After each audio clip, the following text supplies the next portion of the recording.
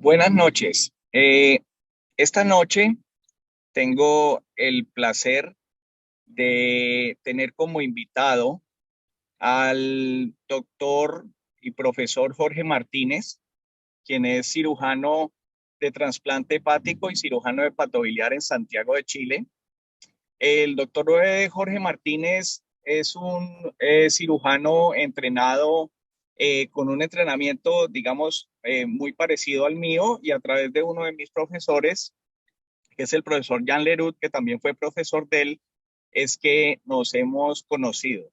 El doctor Jorge Martínez hizo su entrenamiento inicial en París, en el hospital, en el reconocidísimo y famosísimo Hospital Saint-Antoine.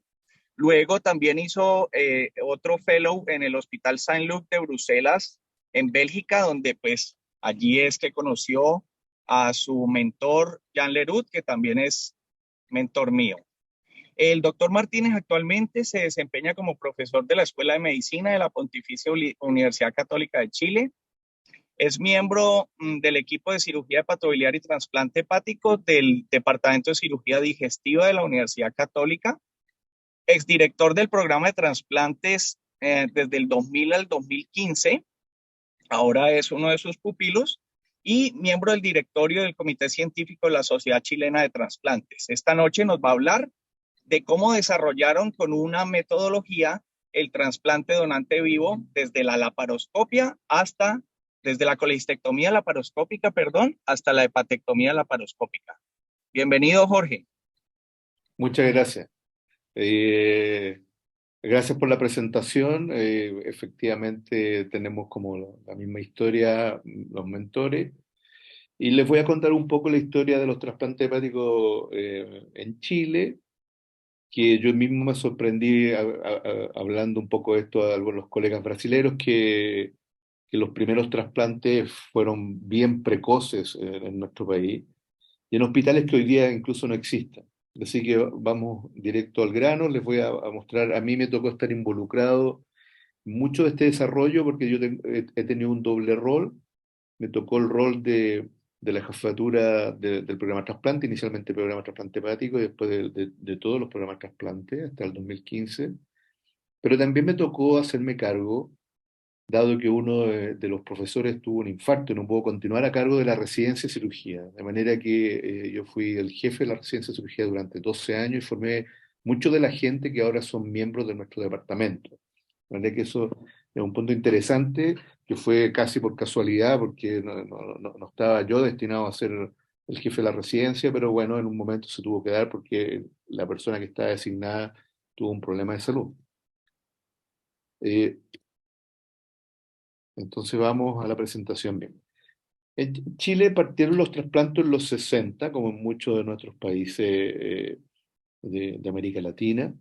El primer trasplante, que fue el de riñón, se hizo en el Hospital Clínico de la Universidad de Chile, en el José Joaquín Aguirre, el doctor Fernando Morgado, en noviembre del 66.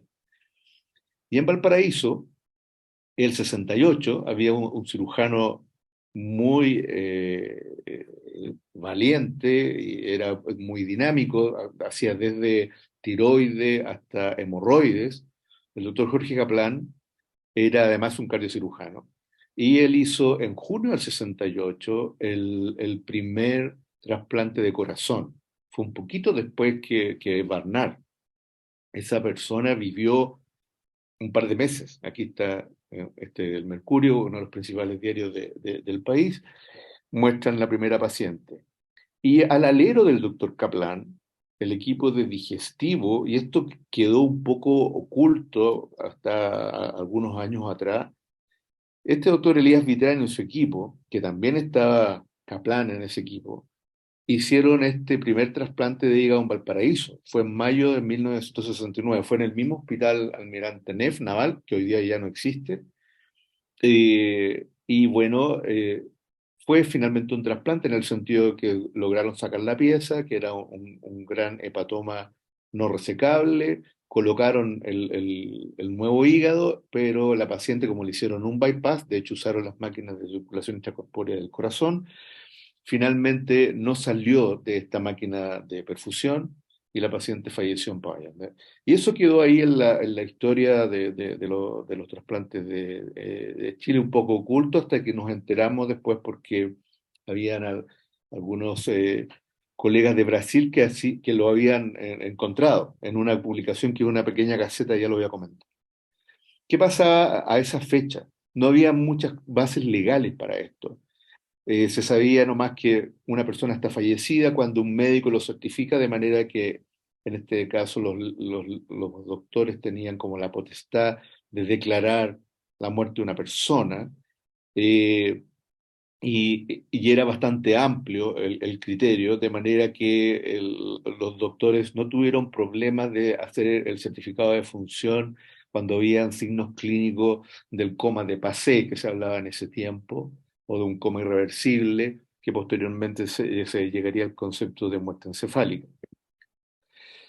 Y hasta hace poco, o sea, hasta hace unos 5 o 10 años atrás, teníamos como uno de los pioneros, de hecho sigue siendo un pionero, al doctor Juan Hebb, que en agosto de 1985, Chile estaba en ese tiempo en el gobierno militar de Augusto Pinochet, y efectivamente el hospital militar fue aventajado en la cantidad de recursos que tenían, y en agosto de 1985 ellos realizaron el primer trasplante hepático exitoso eh, en el hospital militar. Los otros eran hospital naval, así que al principio ustedes ven que los hospitales de las Fuerzas Armadas contribuyeron. Nuestro hospital de la Universidad Católica, el año 70, hizo su primer trasplante renal, o sea, 5 años después que el hospital de la Universidad de Chile.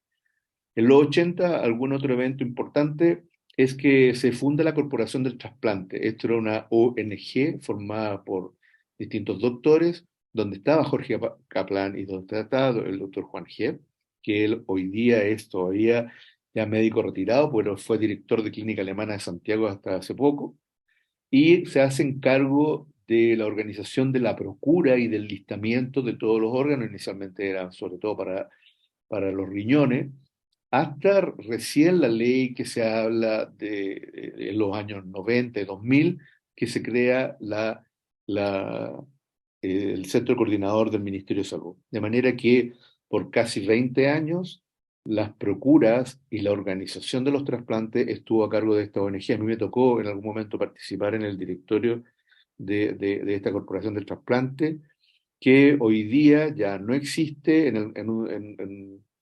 En unos 2 o 3 años se encargó solo de la información, ya no se encargaba de la gestión ni de los transportes de los órganos, y pasó todo su saber a la coordinadora. De hecho, muchos miembros técnicos de esta Corporación del Trasplante pasaron a ser, digamos, funcionarios del Ministerio de la Coordinadora Nacional del Trasplante. En los años 90 es como el boom de los trasplantes hepáticos, y ahí la clínica alemana con el doctor, perdón, la clínica Las Condes con el doctor Erwin Buckel hacen su primer trasplante hepático en la clínica Las Condes, que es una clínica, un centro privado que contribuyó mucho a los trasplantes. Hoy día está en una grave crisis, desgraciadamente. De hecho, cerraron su programa de trasplante. En noviembre del 93, una semana después, el mismo equipo que había hecho los primeros trasplantes en el hospital militar, después del 85 ellos hicieron 6 o 7 trasplantes más, y ahora ya trasladados a la otra gran clínica privada que hay en Santiago, que se llama Clínica Alemana Santiago, hicieron su primer trasplante. Nosotros partimos un poquito más atrás. Yo en ese momento todavía estaba en París cuando estaban ocurriendo estos acontecimientos. Se realizó el primer trasplante de nuestro hospital, que lo hizo quien me había enviado, este doctor, el doctor Sergio Guzmán. Este es el urólogo nuestro que hizo los primeros trasplantes renales, y quien ven ustedes atrás, que en ese tiempo era director de la escuela, hoy día es el rector de la universidad, que es compañero mío, de mi generación, que es el doctor Ignacio Sánchez, que hoy día es el rector de la Universidad Católica. Así que aquí se hizo este primer trasplante, que fue exitoso, también era por un hepatocarcinoma no resecable, que finalmente en la pieza operatoria mostró que estaba fuera de los criterios de Milán y que falleció 14, 15 meses después por recurrencia, pero el trasplante en sí anduvo bien. Y aquí en el año 95, en relación con la tramitación de la ley del trasplante, después de una larga discusión entre distintos centros de ética que cuestionaban la validez de la muerte encefálica como muerte, el Tribunal Constitucional en agosto falló que la abolición total e irreversible de todas las funciones encefálicas constituían la muerte real, definitiva y unívoca del ser humano. De manera que a partir del año 95, en ese tiempo yo estaba con el doctor Leroux y con el doctor Ott allá en Bélgica, se abren las puertas a la donación cadavérica o de donante fallecido sin cuestionamiento de la población o de algunos grupos de médicos. Y el año 96, el Ministerio de Salud asigna a través del Fondo Nacional de Salud, o FONASA, cupos para trasplante hepático para los pacientes del sistema público de salud o de la previsión FONASA. Seguidamente a estos cupos de trasplante hepático de FONASA, las aseguradoras, las aseguradoras privadas que seguían por los mismos códigos que usa el Fondo Nacional de Salud, también empezaron a financiar los trasplantes en Chile. Así que en ese sentido, los 90 son una década importante para el trasplante hepático en Chile. Ahí está, en marzo del 96 está la primera ley sobre donación y trasplante de órganos, que en ese momento era con consentimiento explícito y posteriormente ya eh, hace, 15 años después, en enero del 2010, se modifica esta ley y Chile hoy día tiene una ley de donante universal, pero como vamos a ver, eso no hizo un cambio en la tasa de donación del país. ¿Qué pasó con nosotros? Entonces aquí viene un poco, y aquí hay algunas fotos de recuerdo. eh, a mí me tocó ser invitado a la celebración de los 1000 trasplantes que se hicieron en el hospital que se formó el doctor Rico, que me formé yo. Y, y ahí me tocó conocer al pionero, porque era uno de los invitados estrella, Tom Starzl. Aquí está el doctor Ian Leroux. Este es el becado que me antecedió a mí, que después se hizo cargo de un programa en Verona, el doctor Mateo Donatacho, y aquí quien les habla, bastante más joven que ahora. La técnica que yo aprendí con el doctor Leroux, en París usábamos la técnica con resección de la vena cava, con reemplazo cava y con bypass venovenoso. Eh, y aquí aprendimos entonces esta técnica de piggyback con anastomosis cabo-cava lateral. Tuve que entrar a la sociedad de cirujanos, que en ese tiempo no se entraba solamente por currículum, sino que se entraba con trabajo, con los primeros 20 trasplantes que me tocó hacer esta técnica y ahí empezar a formar el equipo de la Universidad Católica. Tuve la suerte de encontrar este libro en Londres. A mí los belgas me enviaron al King's College, estuve 6 meses ahí y en alguno de mis paseos taciturnos pensando en lo que venía a mi vuelta, me leí este libro, me leí el libro de Tom Starzl, que posteriormente el propio Starzl me lo dedicó, así que eso es una cosa que tengo ahí, un pequeño tesorito. ¿Cómo fue la historia de nuestro centro?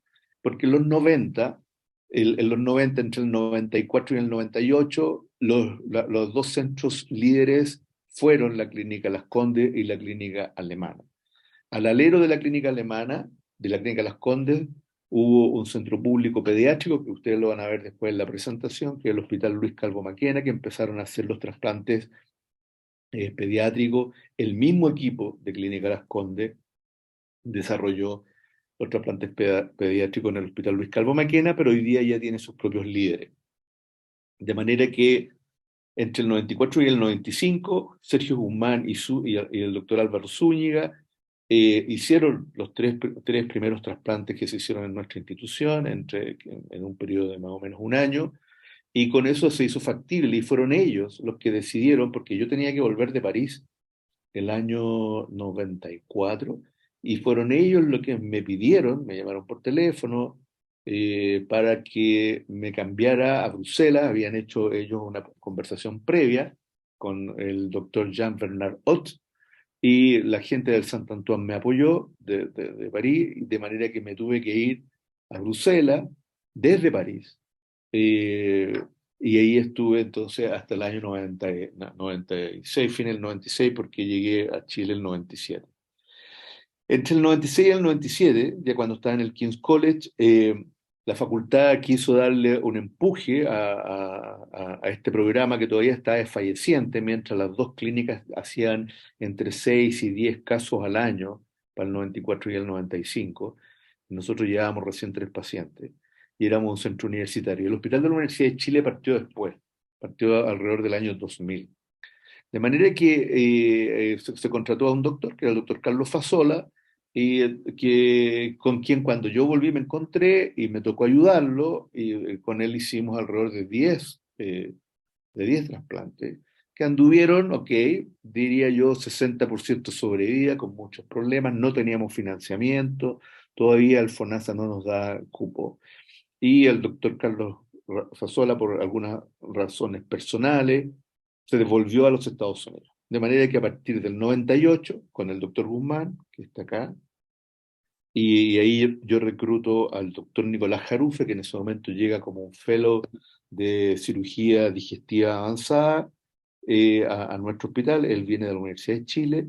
Rearmamos el programa junto con un hepatólogo, que es el doctor Marco Arrese, y Robinson González, y para que fuera financiable, le propusimos a la facultad un proyecto que era formar una unidad hepatobiliopancreática donde se hicieran además los trasplantes de hígado, con lo cual la torta era toda la actividad oncológica HPV y de reparación de lesiones de la vía biliar, etcétera, etcétera, y los trasplantes eran la guinda de la torta, que era lo más caro, y de manera que así la facultad nos dio la autorización. De hecho nos financió 5 trasplantes que los financió la propia Universidad Católica, y con eso pudimos acreditar el programa ante el ministerio y entrar a la competencia por los cupos del Fondo Nacional de Salud junto con las ambas clínicas, de manera que nosotros fuimos el primer hospital universitario que entra en esta carrera. Y lo que fue pasando después, empezamos a formar más gente. Por mucho tiempo el programa estuvimos a cargo el doctor Jarufe y yo, o yo y el doctor Jarufe, como ustedes quieran. Reclutamos a los radiólogos, reclutamos a los intensivistas y a todos, y incorporamos acá al doctor Juan Francisco Guerra, que hoy día trabaja en Georgetown, de manera que ahí van a ver los números. Fuimos creciendo en forma importante, diría yo, hasta más o menos el 2015.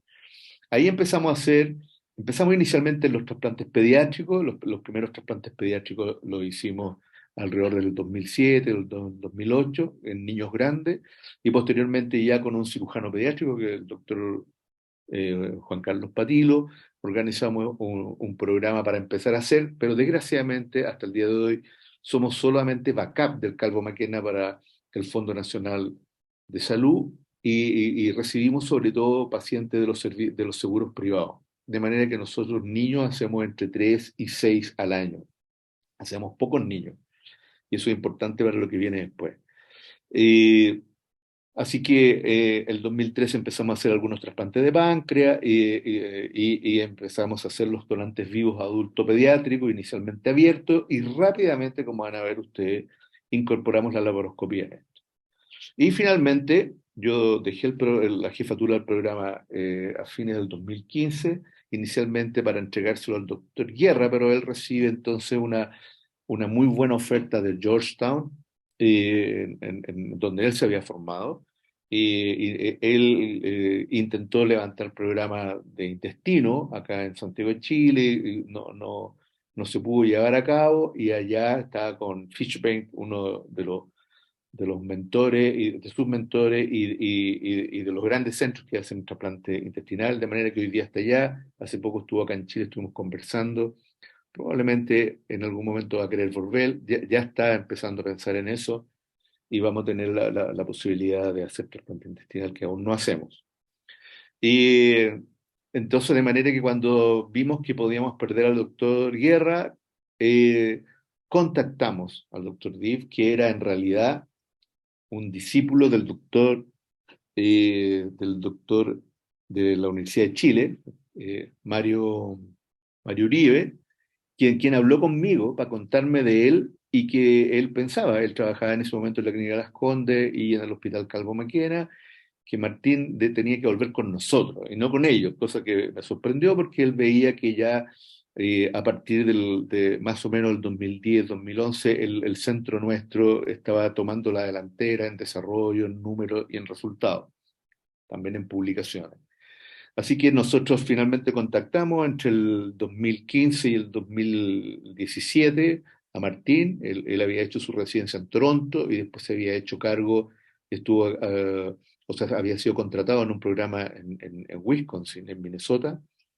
Y finalmente él quería volver, o sea, él quería volver a Chile, de manera que se le dio la oportunidad y derechamente hablamos con él, con el doctor Jarufe, y le ofrecimos que él se hiciera cargo del programa, que nosotros dejamos el liderazgo de jefatura para dejarlo a él, y él venía con el entrenamiento del trasplante donante vivo adulto-adulto. Nosotros, antes que llegara Martín, hicimos 6 trasplantes, uno de los cuales fue bien extraordinario, pero lo hacíamos con ayuda de un amigo de Brasil que era el doctor Eduardo Fernández, que nos apoyó en los primeros 4 pacientes, después hicimos otros 2 más y finalmente después ya trajimos a Martín y prontamente lo nombramos jefe. Este es el equipo actual.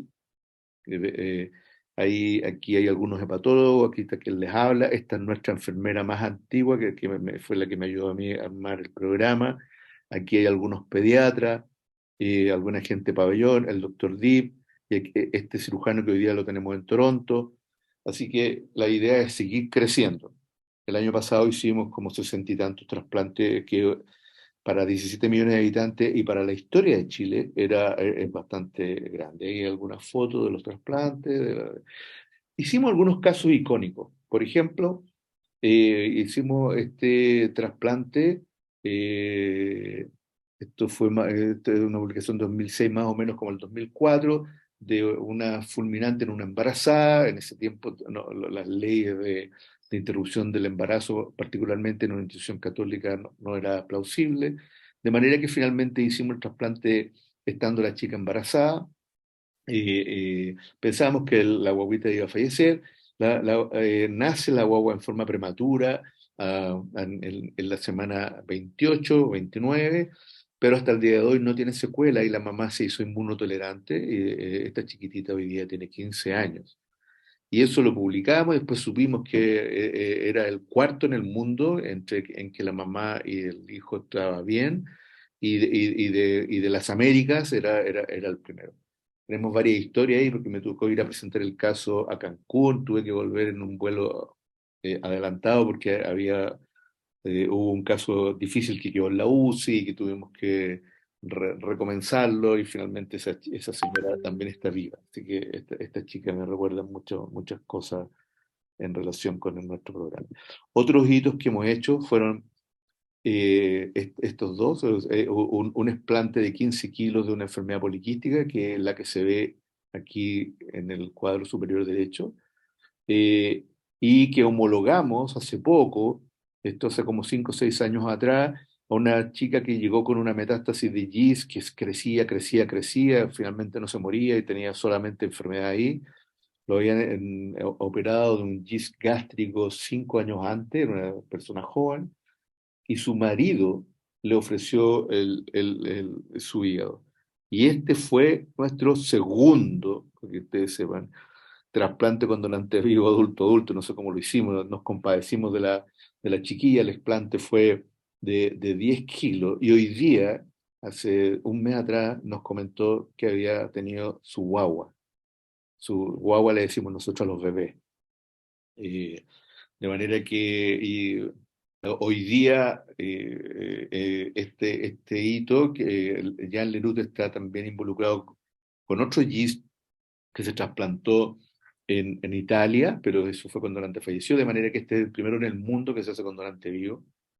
y que, para sorpresa nuestra, porque nosotros lo hicimos un poco porque nos compadecimos que, por el tamaño, por la desnutrición que tenía la chica, y en el fondo el trasplante lo hicimos por calidad de vida, y finalmente parece que fue una muy buena opción oncológica, al menos hasta el día de hoy. Esto ha pasado con los donantes, no ha variado nada, y esto cuando uno ve hacia el 2019, después viene la pandemia, no ha variado mucho la cantidad absoluta, y las tasas son entre el 7 y el 10 por millón de habitantes, lo que nos hace estar entre ahora, junto con ustedes veo acá, entre los países que menos donantes tienen, de manera que esto nos forzó mucho a pensar en el donante vivo como una opción. De manera que bueno, aquí fuimos reconocidos finalmente, después de varios años, y nos crearon un instituto de trasplante, eh, que ustedes lo ven ahí, donde se ve esta curvita de nuestro desarrollo, y hoy día tenemos un cuerpo de enfermeras mucho más grande que el de la foto que ustedes vieron. Aquí algunos hitos que fueron haciéndose. Nos queda el trasplante pulmón, que lo tenemos ahí postergado. El equipo pulmón no nos ha todavía no han podido iniciar el programa. Hay otros centros que hacen trasplante pulmonar. Y ahí tienen algunos casos, estos fueron trasplantes durante la pandemia, nosotros decidimos no parar, incluso bajo toque de queda, con helicópteros del ejército, fuimos a recoger órganos y seguimos con el programa. Eh, Tuvimos algunos que se nos infectaron, eso lo vamos a presentar ahora en el ILTS de Rotterdam, y tuvimos un poco mayor mortalidad en relación a la infección por COVID, pero que es una mortalidad aún menor que la probabilidad de fallecer en lista de espera, que en Chile sigue siendo alta, entre el 25 y el 30%. Aquí hay varios ejemplos de las parejas de donante-receptor y lo que ha ido pasando. La cantidad, o sea, el número absoluto ha ido subiendo, también de donantes fallecidos, pero ustedes ven que la cantidad de donantes vivos, y el año pasado hicimos más, voy a mostrar las cifras, han ido claramente incrementándose.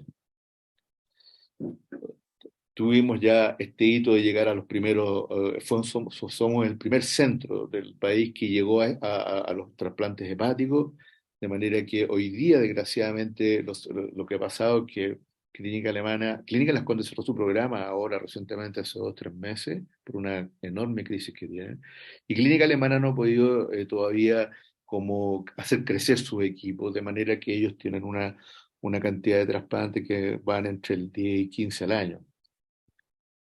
Esto fue lo que pasó el 20 al 2021, ya llevábamos más de 50. Inicialmente nuestra meta era llegar a los 50 trasplantes, y en ese momento teníamos 11 donantes vivos, y somos los primeros en realizar los 500 en Chile.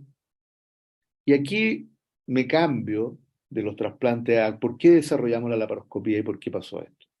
Paralelamente al desarrollo de los trasplantes, se estaba desarrollando la cirugía laparoscópica, particularmente de la vesícula. Aquí hay algunos hitos en América Latina, eh, que son todos muy seguidos. Aquí está el de Brasil, aquí está el de Chile, que también se hizo en la Clínica Las Condes, Sepúlveda y Lizana. Aquí está el que se hizo en Colombia, que entiendo que fue en un curso. Entiendo que este doctor Jacob trabajaba en un hospital de Miami, pero vino a hacer un curso y operaron al paciente. En mayo del 91 se hizo la primera prospectomía laparoscópica en nuestro hospital. También está aquí involucrado uno de mis mentores de acá, que es el doctor Guzmán. Y a mí me tocó, en ese momento, yo trabajaba paralelamente, el hospital universitario tiene un convenio con un hospital público del área suroriente, que hoy día también hace trasplantes, eh, que pertenece a la facultad, de manera que yo tenía una doble pertenencia. Pertenecía al hospital universitario y a este hospital, y me tocó organizar el primer programa de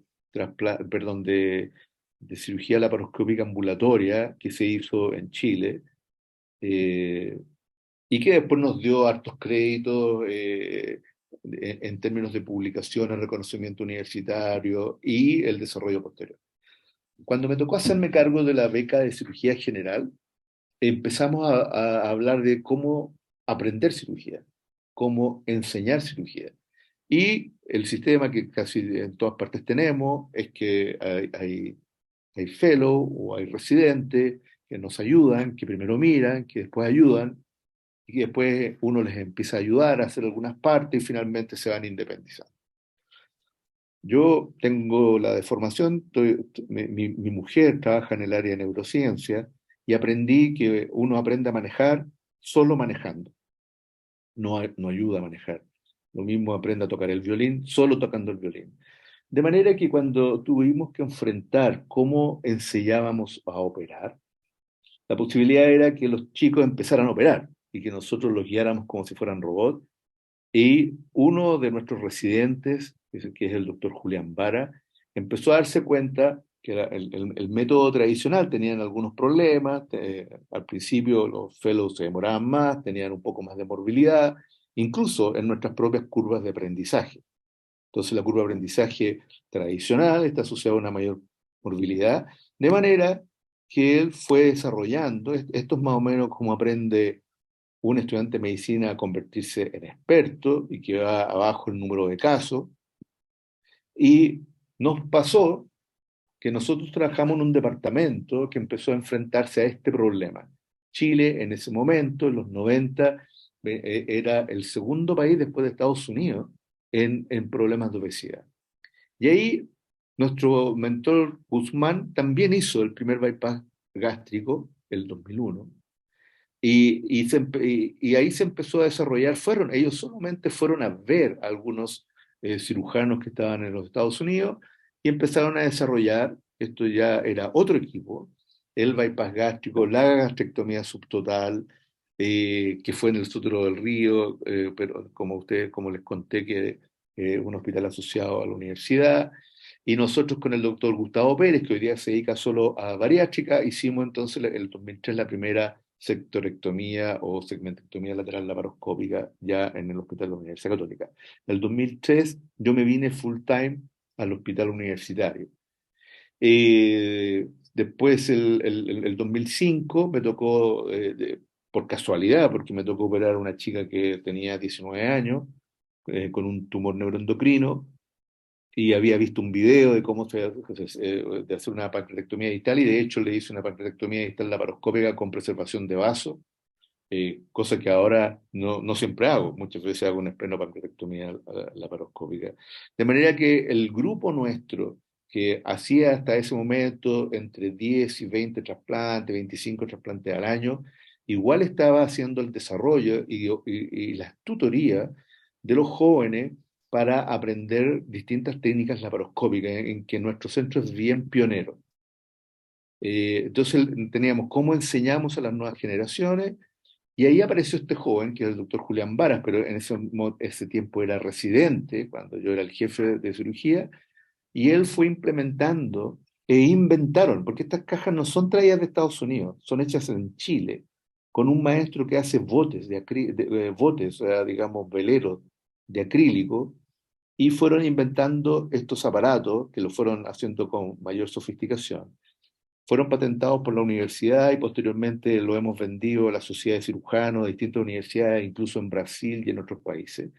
Y se empezaron a hacer distintos talleres y diplomados. Y entonces empezamos a tener laparoscopía para procedimientos, o sea, perdón, entrenamiento para procedimientos más complejos. Aquí hay un modelo para la pancreatovenectomía laparoscópica que después se trata de llevar al pabellón. El entrenamiento simulado lo que hace es acortar un poco la curva esta tradicional, la desplaza hacia la izquierda, de manera que no reemplaza, por supuesto, la práctica quirúrgica, pero sí ayuda, y además ayuda a la seguridad de los pacientes, puesto que los fellows y después, como van a ver, también los expertos tuvimos que pasar por este proceso para poder llegar al donante vivo laparoscópico. De manera que nosotros lo primero que organizamos es que teníamos que hacer un teamwork para el entrenamiento. No éramos cirujanos superestrella. que estamos muy acostumbrados a eso, los cirujanos, a ser los campeones, superestrellas y el resto como ayudantes. No, aquí queríamos un teamwork, de manera que se hizo un sistema para llegar al donante laparoscópico. Ya estábamos haciendo resecciones hepáticas laparoscópicas cuando empezamos a pensar en este proyecto, llevábamos entre 40 y 50, pero el problema es que teníamos un país con solo 17 millones de habitantes, que no nos da muchos casos, que teníamos un programa de trasplante pediátrico con 5 o 6 casos al año, que tampoco nos da demasiada experiencia, y entonces la simulación empezaba a aparecer como una herramienta interesante para poder enseñar 20, 30 años de experiencia a quienes van a comenzar. Y posteriormente, los propios jóvenes nos fueron transfiriendo lo que hacían ellos, cómo aprendían ellos, a nosotros, a los que éramos más viejos. Y así como se fue este modelo, se creó de anastomosis intracorpórea, se creó por el bypass gástrico. Dado que teníamos esta demanda de pacientes con obesidad, era el mismo departamento, de manera que incluso el doctor Jarufe, por ejemplo, le tocó hacer varios de estos bypass laparoscópicos. Este mismo sistema de entrenamiento que ustedes están viendo acá está muy bien tutorizado en video en una aplicación que hoy día está en Apple y que de hecho el propio Julián Vara se la vendió hoy día la universidad saca que se llama Do One Teach One, perdón, Do One See One, y, de manera que se hizo un sistema de entrenamiento por etapa que va haciendo esto.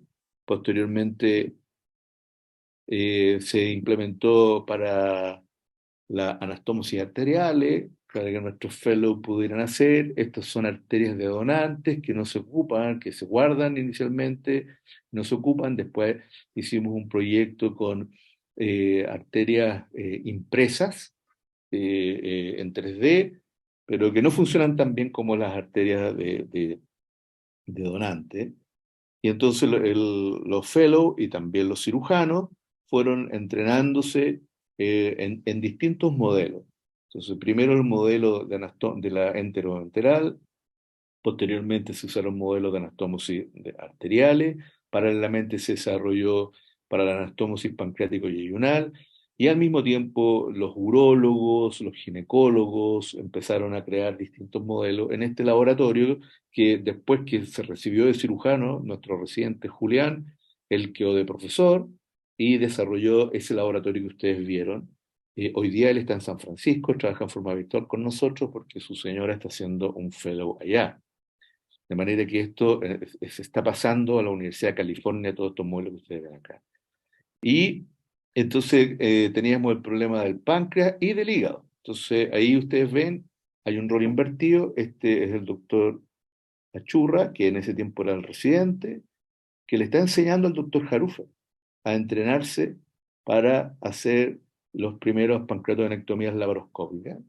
Y, y además al Virsum se le echa una tinta, de manera que se puede ver que si después del ejercicio esta queda filtrando o no queda filtrando, de manera que son modelos bien interesantes.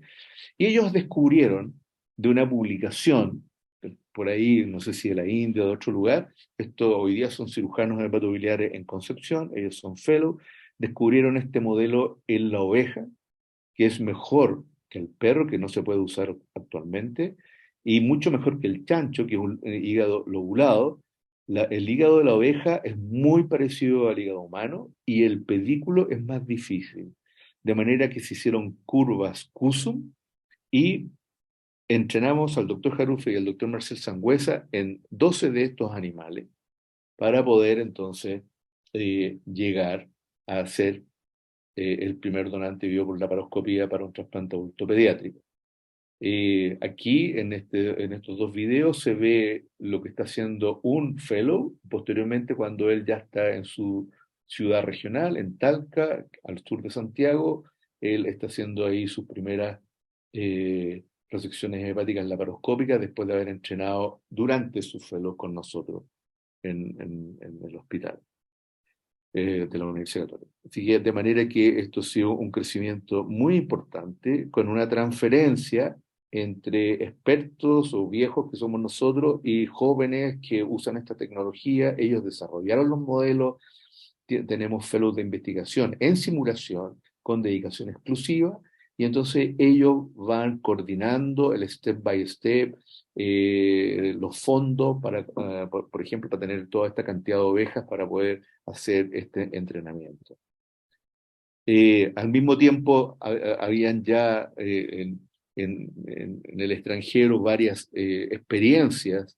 En eso estaba el doctor Olivier Souberán y Escatón, que estaban justamente en el Sant Antoine. Ellos desarrollaron mucho el donante vivo por la paroscopía. Y yo tenía esta relación, que la tengo aún con el Hospital Sant Antoine.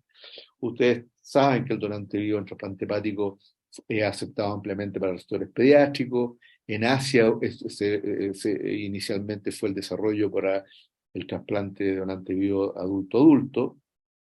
Al principio hubo preocupación y nuestro país no fue ajeno a eso.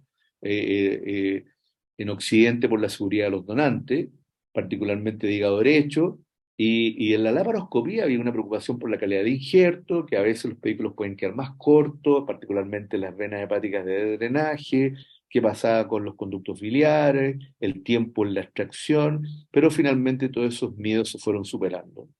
Daniel Cherki de París hizo el primer sectorectomía lateral izquierda para trasplante hepático pediátrico. Ellos desarrollaron después una sociedad, como ustedes ven ahí, de las cuales yo todavía no soy miembro porque no tengo mucho tiempo. Hay varias publicaciones al respecto que no vamos a analizar, y llegamos a mayo del 2011, después de esta preparación que les mostré, en que hacemos nuestro primer caso y que después supimos que habíamos sido unos pioneros, digamos, incluso en América del Norte. Eso después lo supimos porque cuando el doctor Diff se incorporó a nuestro equipo, efectivamente él nos contó que en América a mayo del 2011 no habían hecho todavía ninguno.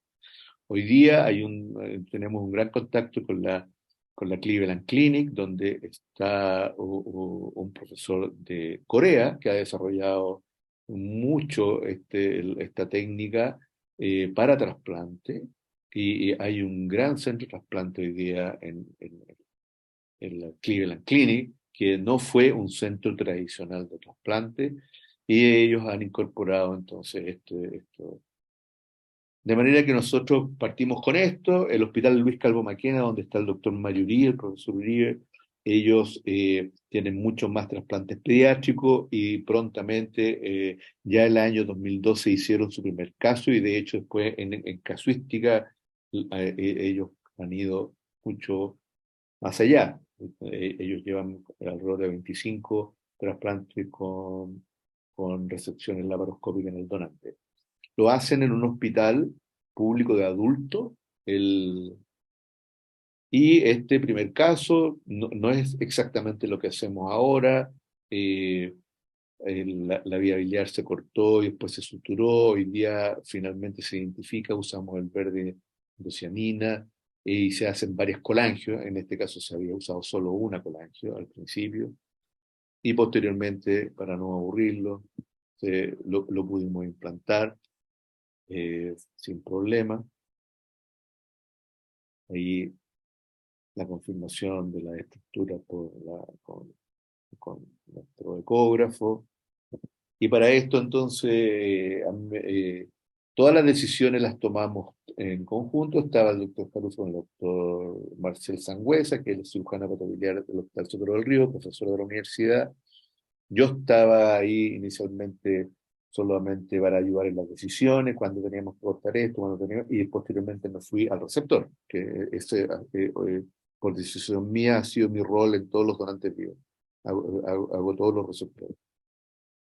De manera que esto fue un hito, lo presentamos en la clínica alemana en ese momento, y creo que después se presentó en un par de congresos. Al principio no supimos lo que estábamos haciendo, solo fue guiado por estos jóvenes que nos apuraban. Se fijan ahí que cortar la vía biliar está cortada y está suturada al otro lado. Y después lo implantamos, no sé si sea interesante. para no tener que aburrirlo. Ahí ya va hacia la parte final.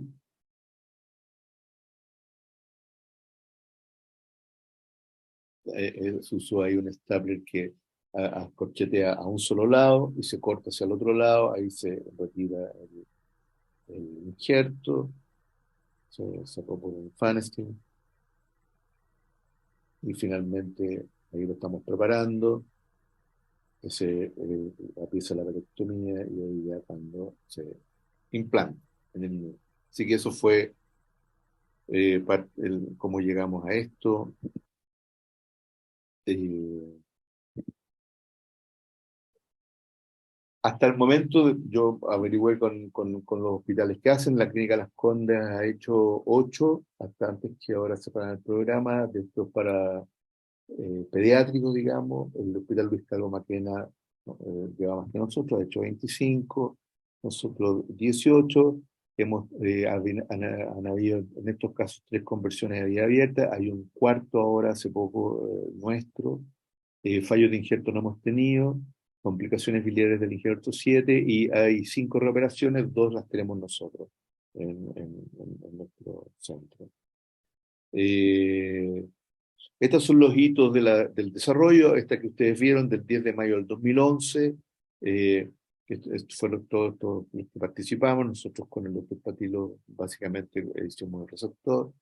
El 1 de septiembre, a todo esto aquí pasó un evento, hubo un cirujano patología de la Clínica Las Condes, el doctor Mario Ferrari, que tuvo un accidente del rodeo, que es un deporte nacional, que quedó con graves secuelas, no pudo seguir operando, no puede seguir operando hasta el día de hoy, y el doctor Buque se quedó solo, de manera que le ofrecieron a nuestro doctor Jarufe una propuesta interesante. Finalmente él decidió irse, e irse para allá, era una propuesta poco rechazable, y allá, con el doctor Buckel, el 1 de septiembre del 2020 hicieron ellos la primera vasectomía derecha laparoscópica no anterior para trasplante hepático entre adultos. Fueron Nicolás Jarufe, Edwin Buckel con Felipe Puelma. Y nosotros, en noviembre del 2020, estábamos sin el doctor Jarufe, hicimos con Martín Div, el propio Marcel Sangüesa, con el doctor Briceño, que es uno de los nuevos cirujanos, junto con Eduardo Viñuela, que hemos incorporado a nuestro equipo de trasplante. Somos 5 hoy día cirujanos en la Católica. Y hicimos entonces nuestra primera hepatectomía laparoscópica adulto. Y estos son desde el 2016, los donantes vivos adulto. Ustedes ven que al principio eran todos abiertos, el 2020 partimos con este laparoscópico que el primero que hicimos no se abrió un fanestel, sino que se hizo una línea media para poder hacer el corte final, para cortar tanto la vía biliar como la vena hepática, que fue el laparoscópico asistido. Después el 21 ustedes ven que hay 7 laparoscópicos asistidos y solamente 3 totalmente laparoscópicos, y ya el año pasado tenemos 9 totalmente laparoscópicos, 3 laparoscópicos asistidos, van quedando menos abiertos. El que hicimos ayer fue totalmente laparoscópico también. De manera que un poco el año pasado hicimos 66 trasplantes, que ha sido un récord en Chile. Hicimos 19 donantes vivos, que preguntamos a los que estaban haciendo en Argentina, y en Brasil, no sé usted en Colombia, pero entiendo que somos el centro que más está haciendo ahora en América Latina. De esos 19, 15 son adulto-adulto, y aparentemente, porque aparentemente la clínica, eh, no sé si me escuchan porque parece que apreté un botón equivocado, y somos los únicos que está haciendo sistemáticamente el donante por vía laparoscópica.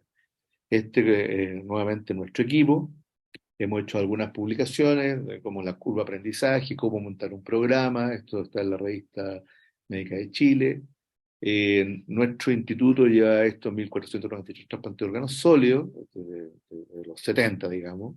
Llevamos ya cerca de 600 trasplantes de hígado, 778 trasplantes renales, que no lo hacemos nosotros, algunos participamos, pero ellos tienen su propio equipo.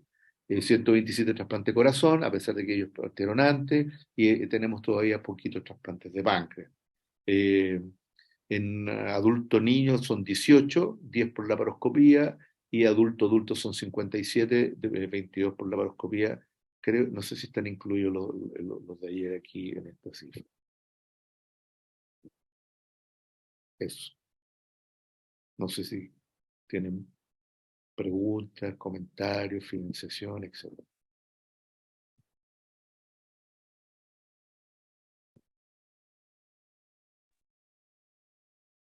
Doctor Martínez, muchísimas gracias por su magistral presentación. El doctor Rico, por favor nos confirma, doctor, si nos escucha. Y Sí, mientras aló, tanto, ahí, perfecto, ahí. doctor. Adelante. Qué pena, es que estoy en carretera y se me puede ir la señal. Jorge, mil gracias por esta extraordinaria exposición, maravillosa en temática. Vamos, ¿tiene alguna pregunta?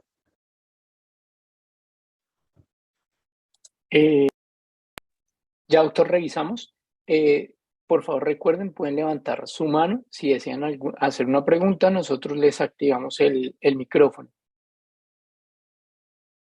Doctor Martínez, referente a este tipo de fellows, de becas, ¿existe algún tipo de mecanismo, alguna ruta para acceder a estas becas?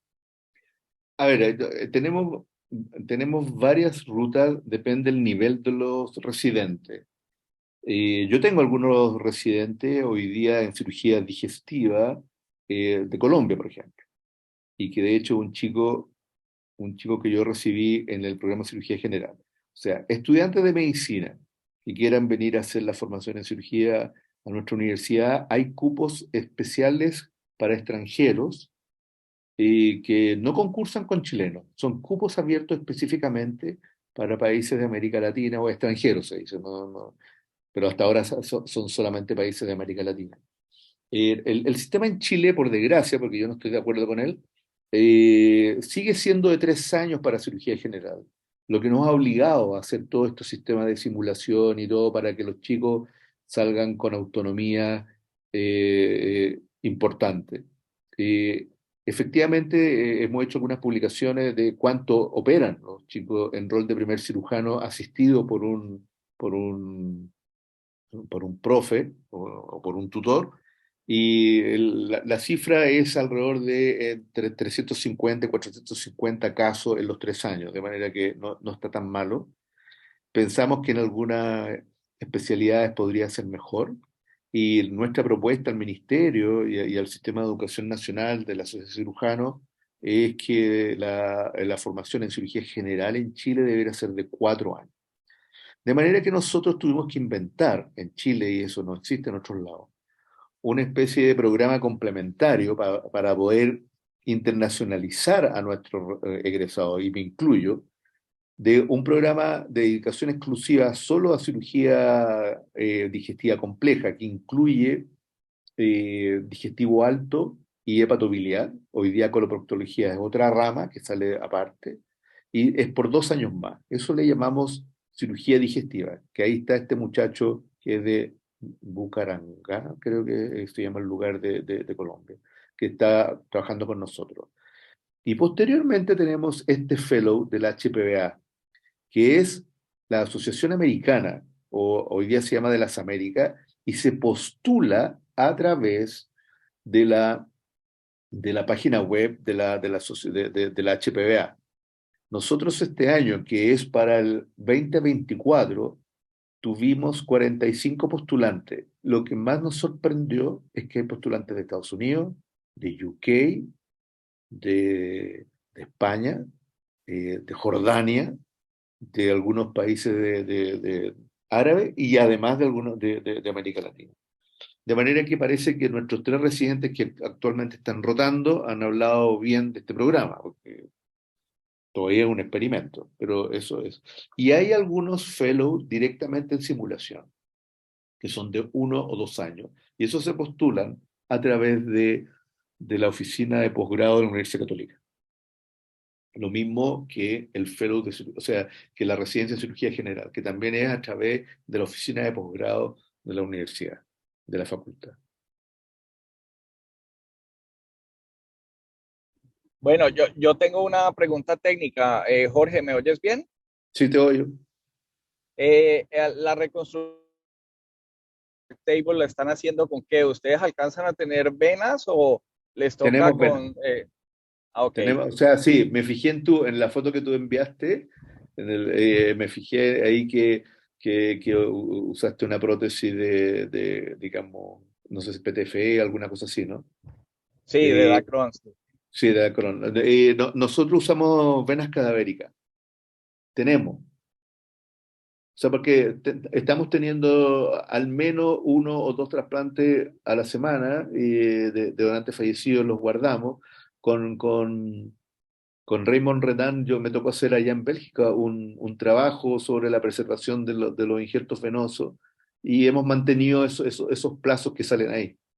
Y efectivamente nos han funcionado bastante bien. Así que no hemos tenido que usar. Y yo en una oportunidad teníamos de esta cosa pericardio de bovino y por si teníamos que reconstruir una vena cava completa que finalmente no fue necesario. De manera que en el caso ese del GIST, de ese hígado gigante, si teníamos que sacarlo con la vena, teníamos que hacer una reconstrucción. Al final lo pudimos hacer piga, no sé cómo lo hicimos, pero lo hicimos. Así que ahí le preservamos la cava y todo. Así que lo otro que no es una experiencia que tengamos, sino que nos sugirió Eduardo Fernández. Yo creo que él es otro referente que creo que es interesante que ustedes lo contacten. Yo soy amigo de él, eh, porque él tiene muchas escuelas asiáticas y por lo tanto tiene herramientas técnicas para las cosas inesperadas. Y eso en nuestros primeros casos no nos ayudó mucho. Las conversaciones con él, mira, en este caso una vez me pasó esto, lo hicimos de esta manera, estas cosas que nos ayudan entre nosotros. Así que por ahora hemos hecho todo solamente con injertos de cadáveres, con venas de cadáveres. Ok, ¿hay alguna pregunta? Yo tengo otra. ¿Hay alguna pregunta? No, doctor, en este momento no. Eh, Jorge, la pregunta que te hice al principio, nosotros ahorita en Colombia estamos en pleno cambio como está Chile y Mm. estamos en una reforma a la salud que va a incluir una normatización de las tarifas y una revisión de todo el sistema. Tú sabes que nuestro sistema está basado en aseguradoras privadas que Mm. administran el recurso público y eso es lo que va a cambiar. ¿Cómo está funcionando en tu hospital? ¿Quién financia los trasplantes hepáticos? ¿Cómo funciona eso en Chile más o menos? Bueno, en Chile la mayor parte de los trasplantes están financiados por el Fondo Nacional de Salud, que es el fondo público. Eh, Ahora, la población con aseguradores privadas, que nosotros llamamos ISAPRE acá, también están cubiertos. O sea, porque la ISAPRE por ley tiene que seguir las coberturas de lo que cubre FONASA. ¿Cómo lo hace FONASA ahora? Al principio nos daban un paquete a todo evento que era alrededor de $35.000. Eh, y nosotros si nos salía menos, bien, si nos salía más, bien también. Eh, Prontamente nos dimos cuenta, y eso lo hizo el centro nuestro, particularmente una de las enfermeras que yo comenté ahí, que es la Pilar Domínguez, que ha sido experta en esto. Siempre revisábamos las cuentas nosotros, siempre revisamos las cuentas. Yo te diría los primeros 5 años, yo personalmente revisaba las cuentas con ella y veíamos en qué gastábamos, qué las cosas que nos salían caras, etcétera. Y, y nos dimos cuenta que en los fulminantes, por ejemplo, cuando nos trasladaban fulminante, entre que llegaba el donante, a veces pasaban algunos días y se nos iba mucho del paquete, se nos iba mucho del paquete en el pretrasplante. De manera que pasó que algunos centros dejaron de recibir fulminantes, porque ellos también se dieron cuenta de lo mismo. Y nosotros lo que hicimos fue una propuesta de un paquete pretrasplante que hoy día se utiliza para todo Chile.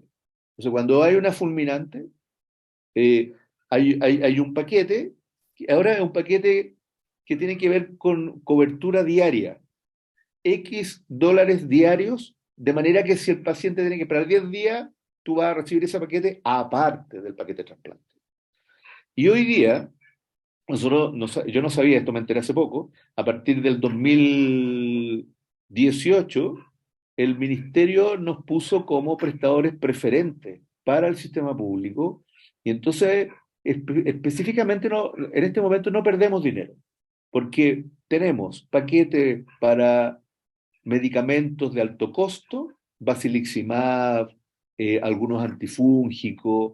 El paquete solo cubre hasta los 30 días y si el enfermo te sale más allá de 30 días, eh, se aplica el mismo paquete pretrasplante, pero en post-trasplante, diga, o sea, el día 31, 32, 33 es extra, y tenemos paquete para tratamiento de rechazo, para complicaciones biliares, y para complicaciones vasculares.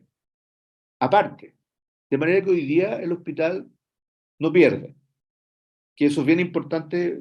Nuestro centro es un centro universitario, recibe fondos públicos, pero sigue siendo privado. De manera que hoy día, con trasplante, nosotros claramente no perdemos dinero. ¿Y cuánto es lo que le pregunté específicamente a mi enfermera? ¿Cuánto paga FONASA a la UC en promedio? Son alrededor de $65.000.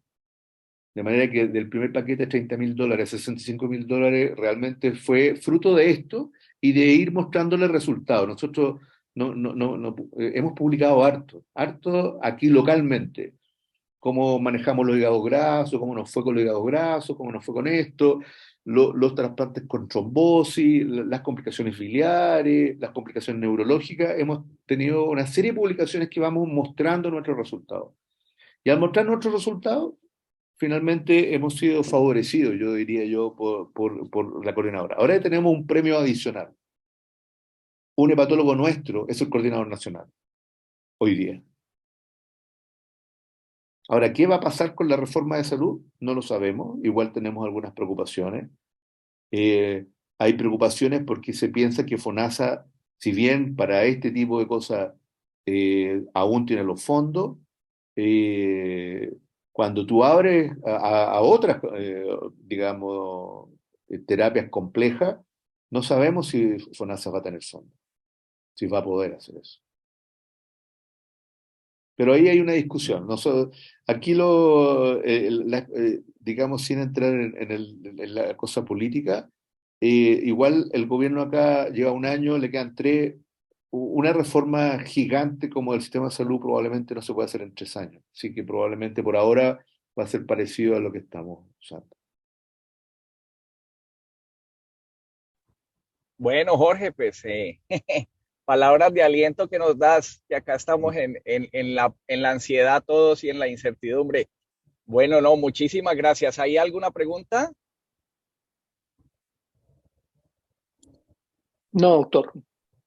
Ok, doctor Martínez, gracias por tu extraordinaria presentación y tu experiencia tan gratificante de Chile, que para nosotros siempre ha sido un país ejemplo en todo sentido. Y bueno, ahí estamos contigo y un abrazo del doctor Lerud. Ya, pues, igualmente. Y que te vaya bien el trasplante, porque veo que estás trabajando ahí. Sí, vamos a rescatar un hígado a Armenia. Ah, Ok, un abrazo a todos. chao. Chao, Muchas gracias gracias. por la invitación. Espero la próxima vez nos veremos, supongo. Mira, hay una corrida en febrero en Cartagena de Indias. Y a mí me gustan las corridas, así que puede que vaya para allá, como deportista. Acá te esperamos, nos haces saber cuando vengas. Ya. Listo. Claro que sí. Un abrazo. Muy bien. Chao.